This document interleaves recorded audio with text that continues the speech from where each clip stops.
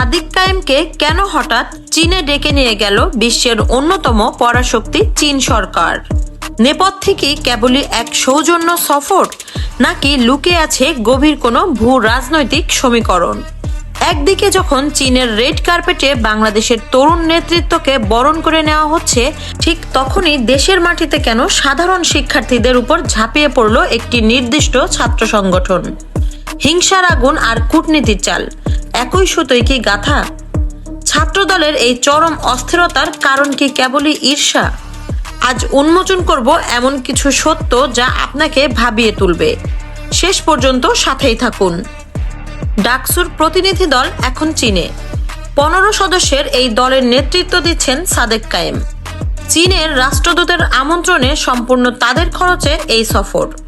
মনে হতে পারে এটি একটি সাধারণ ভ্রমণ, কিন্তু এর গভীরে রয়েছে সূক্ষ্ম রাজনৈতিক বার্তা। প্রশ্ন জাগা স্বাভাবিক, কেন চীন হঠাৎ সাদেক কায়েমকে এত গুরুত্ব দিচ্ছে?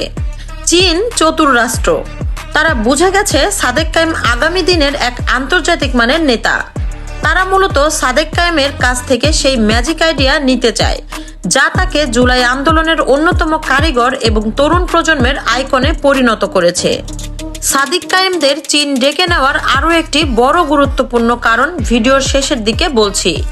তার পূর্বে বাক্স প্রতিনিধিদের 3 সফরে যাওয়াকে কেন্দ্র করে বাংলাদেশে অবস্থিত ছাত্রদল কি করছে তা একটু আপনাদের বোঝা দরকার। এই যে সাদেক কায়েমের আন্তর্জাতিক স্বীকৃতি, এটি যেন হজম করতে পারছে না জাতীয়তাবাদী ছাত্রদল। আর সেই প্রতিহিংসার আগুনেই কি জ্বলছে ক্যাম্পাসগুলো? গত 17 নভেম্বর ডুয়েট বা ঢাকা ইউনিভার্সিটি অব টেকনোলজিতে যা ঘটল তা অত্যন্ত উদ্বেগজনক। সকাল 10টা থেকে সন্ধ্যা পর্যন্ত বহিরাগত ছাত্রদল, যুবদল এবং বিএনপিপন্থী কিছু অসাধু কর্মকর্তা কর্মচারী মিলে সাধারণ শিক্ষার্থীদের উপর অতর্কিত হামলা চালায়। ঘটনার মূলে রয়েছে ভিসি নিয়োগের বিতর্ক। ডক্টর মোহাম্মদ ইকবাল হোসেনকে ভিসি হিসেবে নিয়োগ দেওয়া হয়েছে, যিনি ওই বিশ্ববিদ্যালয়ের বাইরের শিক্ষক। ডুয়েট শিক্ষার্থীরা দাবি তুলেছেন তাদের বিশ্ববিদ্যালয়ের প্রশাসনিক ও কারিগরি কাঠামো বুঝতে হলে ভিসি হতে হবে তাদের নিজেদের শিক্ষকদের ভেতর থেকেই। এটি অত্যন্ত যৌক্তিক দাবি। ইতিহাস বলে বিডিআর বিদ্রোহের অন্যতম কারণ ছিল অভ্যন্তরীণ নেতৃত্ব না থাকা। সেই একই ভুল কি আবার করা হচ্ছে? গত রবিবার যখন ভিসি অনেকটা ফিল্মি স্টাইলে ক্যাম্পাসে প্রবেশের চেষ্টা করেন, শিক্ষার্থীরা বাধা দেয়, আর তখনই আগে থেকে জড়ো করা বহিরাগত বাহিনী নিয়ে শিক্ষার্থীদের উপর হামলা চালায় ছাত্রদল। এখানেই প্রশ্ন ওঠে, ছাত্রদলের রাজনীতি কি কেবল পেশি শক্তির? আদর্শের চেয়ে টাকা আর নেতার পেছনে দৌড়ানো কি তাদের মূল লক্ষ্য? বিপরীতে আমরা কি দেখলাম? ঢাকা বিশ্ববিদ্যালয়ের ছাত্র শিবির যখন নবীনবরণ অনুষ্ঠানে ফুল আর কুরআন দিয়ে শিক্ষার্থীদের বরণ করে নিচ্ছে, ছাত্রদল তখন ব্যস্ত সাধারণ ছাত্রদের মারধর করতে। বাংলাদেশের ক্যাম্পাসে যদি সুস্থ রাজনীতি চর্চা হয়, তবে পেশি শক্তির উপর ভিত্তি করে টিকে থাকা দলগুলো কি আদৌ জনসমর্থন পাবে? আবার ফিরে আসি চীনের প্রসঙ্গে। চীন সাদিক কায়েমকে 7 দিনের রাষ্ট্রীয় অতিথি হিসেবে নিয়ে গেছে কেবল ঘোরার জন্য নয়।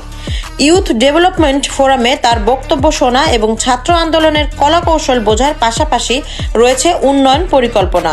ঢাকা বিশ্ববিদ্যালয়ে 2800 কোটি টাকা ব্যয়ে যে 10টি নতুন হল হওয়ার কথা, সেখানে বড় বিনিয়োগ করতে যাচ্ছে চীন।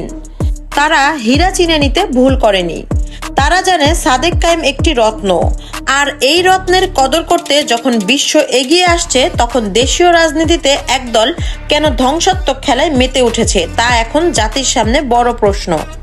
সাদিক কায়েমের চীন সফর আর ডুয়েটে ছাত্র দলের তাণ্ডব, এই দুটি ঘটনা কি কেবলই বিচ্ছিন্ন, নাকি বাংলাদেশের ছাত্র রাজনীতির পট পরিবর্তনের ইঙ্গিত?